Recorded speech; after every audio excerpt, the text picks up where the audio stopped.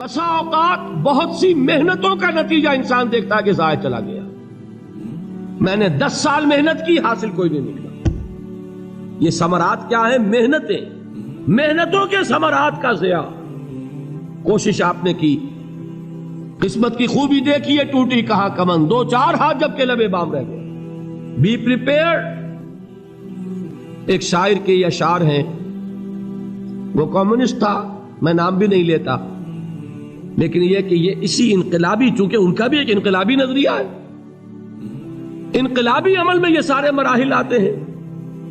کوئی set back آیا، فرض کیجئے کوئی ناکامی ہو گئی، تو اپنے ساتھیوں کو دل بندھانے کے لیے یہ فصل امیدوں کی ہمدم اس بار بھی غارت جائے گی، سب محنت صبحوں شاموں کی اب کے بھی اکارت جائے گی.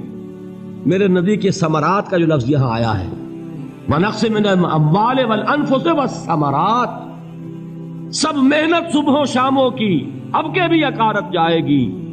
دھرتی کے کونوں کھدروں میں پھر اپنے لہو کی کھاد بھرو، پھر مٹی سینچو اشکوں سے، پھر اگلی رت کی فکر کرو، پھر اگلی رت کی فکر کرو. جب پھر ایک بار اجڑنا ہے، ایک فصل پکی تو بھر پایا، تب تک تو یہی کچھ کرنا ہے. ایک مقصد ہے سامنے، انقلاب برپا کرنا ہے. ایک کوشش ناکام ہو جائے کوئی پرواہ نہیں، نیکسٹ. پھر تیار رہو ناکامی کے لیے. ایسا نہ ہو جو انگریزی میں کہتے ہیں hope for the best but be prepared for the worst.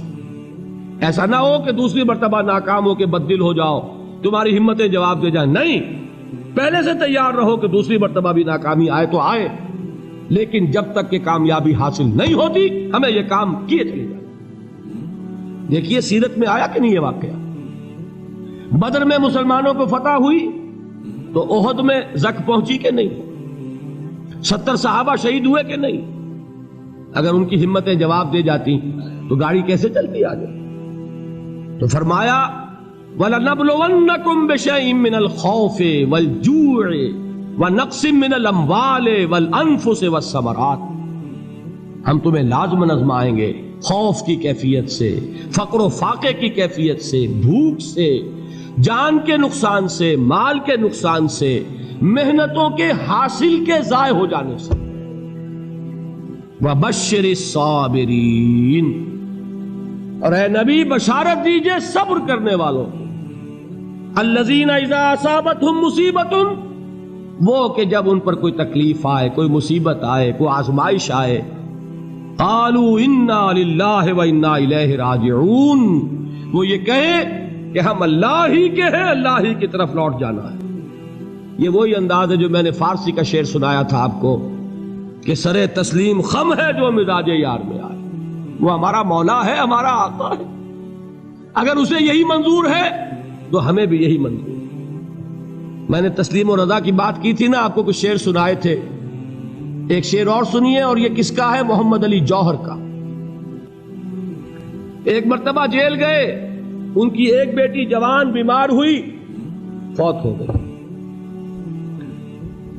باہر چھوڑا انگریز نے، جاؤ بھائی دفن کر دو بیٹی کو. دوسری مرتبہ جیل گئے، دوسری جوان بیٹی اسی مرض میں مبتلا ہوئی. اب یہ جیل میں ہے، خبر پہنچی کہ دوسری بیٹی کے اوپر بھی اسی مرض کا حملہ ہوا ہے. ایک نظم لکھی ہے جس کا آخری شعر یہ ہے، تیری صحت ہمیں منظور ہے لیکن اس کو نہیں منظور تو پھر ہم کو بھی منظور نہیں. یہ ہے، جب تک یہ کیفیت نہ ہو اس میدان میں آدمی ثابت قدم نہیں رہ سکتا کہ میرے رب کو اگر یہ منظور ہے تو یہی مجھے منظور ہے، اور تیری صحت ہمیں چاہیے تو ضرور، لیکن ہمارے رب کو منظور نہیں تو ہمیں بھی منظور. راضی برضائے رب.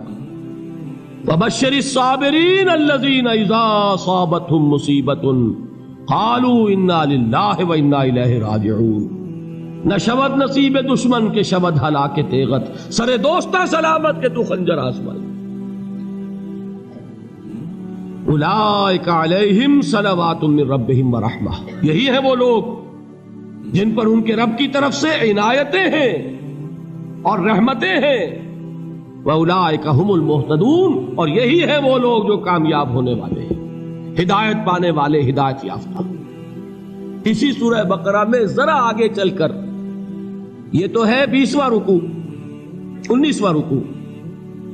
21ویں رکوع کی پہلی آیت ہے لیس البر ان تولوا وجوہکم قبل المشرق والمغرب ولكن البر من آمن بالله واليوم الآخر والملائكة والكتاب والنبيين وآتى المال على حبه ذوي القربى واليتامى والمساكين وابن السبيل والسائلين وفي الرقاب وأقام الصلاة وآتى الزكاة والموفون بعهدهم إذا عاهدوا والصابرين في البأساء والضراء وحين البأس. اب یہ آیت جو ہے سورۃ العصر میں جو مضامین آئے تھے سارے اس میں موجود ہیں. وہاں ایمان کا لفظ آیا، یہاں 5 ایمانیات کی تفصیل آ گئی، اعمال کی تفصیل آئی، اور آخری بات وہاں کیا ہے وَتَوَاصَوْا بِالصَّبْرِ، اور یہاں کیا ہے وَالصَّابِرِينَ فِي الْبَأْسَاءِ وَالضَّرَّاءِ وَحِينَ الْبَأْسِ، اور صبر کرنے والے. اصل نیکی ان کی ہے جو صبر کریں. کس میں؟ جنگ کے وقت. ذرائے باسائے، باسا کہتے ہیں فقر اور فاقہ. واحد آئے گا باس تو اس کے معنی جنگ، اور باسا جمع میں آئے گا تو فاقہ فقر بھوک. اور ذرائے جسمانی تکلیف، ضرر جسمانی تکلیفوں میں صبر کرنے والے، فقر اور فاقے میں صبر کرنے والے، اور جنگ کے وقت صبر کرنے والے. اولئک الذین صدقوا واولئک هم المتقون. یہ ہیں وہ لوگ جو صبر کرنے والے ہیں، یہ ہیں جو سچے ہیں، جو اپنے دعوے میں نیکی کے اور ایمان کے صادق ہیں، اور یہی وہ لوگ ہیں جو متقی. اگلی سورت ہے سورہ آل عمران. اس میں 2 لفظ آئے ہیں آخری آیت، یا ایھا الذین آمنوا اصبروا وصابروا ورابطوا واتقوا اللہ لعلکم تفلحون. دیکھیے یہاں صبر اور صابر جو تعلق جہد اور جہاد کا ہے وہی ہے صبر اور مصابرت. صبر ایک طرفہ عمل ہے، آپ جھیل رہے ہیں، برداشت کر رہے ہیں. صبر علی المعصیہ، صبر علی الطاعہ، صبر علی الابتلاء، یہ سب کیا ہے؟ صبر. اور مصابرت کیا ہے؟ صبر کا صبر سے مقابلہ. یہ سورہ آل عمران اب وقت نہیں ہے، میں آپ کو سناتا اللہ تعالیٰ نے کیسے کیسے مسلمانوں سے کہا. مسلمانوں تمہیں زک پہنچی ہے تو انہیں بھی تو پہنچی تھی. ان کے 70 نہیں مارے گئے تھے بدر میں؟ ان کے حوصلے جو ہیں وہ تو پست نہیں ہوئے، وہ اگلے سال آ گئے تم پر چڑھائی کر کے. تم کیوں اتنا برا مان رہے ہو؟ تمہارے دل اتنے زخمی کیوں ہو گئے؟ تمہیں تکلیف پہنچتی ہے تو انہیں بھی پہنچتی ہے. اپنی غیرت جو ہے ہمیں ذرا اس کا جائزہ لینا چاہیے. لوگ باطل نظریات کے لیے کتنی قربانیاں دے رہے ہیں، لوگ باطل چیزوں کے فروغ کے لیے کتنی محنتیں کر رہے ہیں. جیسا کہ میں نے ابھی کہا تھا، اسی غیرت کو چیلنج کرنے کے لیے، ذرا آپ کی حمیت دینی کو جوش دلانے کے لیے. قادیانی نوجوان کتنی تعداد میں اپنے آپ کو دین کے لیے وقف کرتا ہے، اور آپ کتنے نوجوان ہیں جو اپنے آپ کو دین کے لیے وقف کر دیں، اور ہوں وہ کھاتے پیتے گھرانوں کے لوگ. یہ نہیں ہے کہ اگر کوئی اور کام نہیں کر سکتا تو پھر یہ ہے کہ وہ دین کے کام میں لگ جائے. باصلاحیت لوگ، کھاتے پیتے لوگ، ذہنی استعداد رکھنے والے لوگ، اونچے گھرانوں کے لوگ، وہ وقف کریں اپنے آپ کو دین کے لیے. اس کے بغیر کیسے باہر آ جائے گی، کیسے رونق آ جائے گی؟ تو دنیا میں باطل نظریات والے جو ہیں، یہ بات کہی گئی ہے مسلمانوں تم اگر توحید کے لیے لڑ رہے ہو، دیکھتے نہیں ابو جہل کو، اس نے گردن کٹوائی ہے شرک کے لیے، شرک کے لیے گردن کٹوائے، اور تم توحید کے لیے گردن کٹوانے کو تیار نہ ہو. اس نے گردن کٹوائی کہ نہیں کٹوائی؟ اور کس طرح کٹوائی ہے؟ کیونکہ بڑا متکبر قسم کا، فرعون قسم کا شخص تھا. جب گردن کاٹنے لگے تو کہتا ہے ذرا نیچے سے کاٹنا، تاکہ جب تم نیزے کے اوپر چڑھاؤ میرے سر کو تو اونچا نظر آئے، معلوم ہو سردار کا سر. وہ بدبخت مرتے ہوئے بھی جو اس کی کیفیت تھی نا، اس کو ذہن میں رکھیے. تو یہ اس لوگوں نے قربانیاں دی، جانیں دی. تو فرمایا اگر تم ان سے زیادہ قربانی نہیں دو گے، یہ نوٹ کر لیجئے اس کو، مجرد اگر حق کو غالب کرنا اللہ کے ذمے ہو تو آنے واحد میں غالب کر دے گا، تمہیں تکلیف ہی دینے کی ضرورت نہیں. سمجھ رہے؟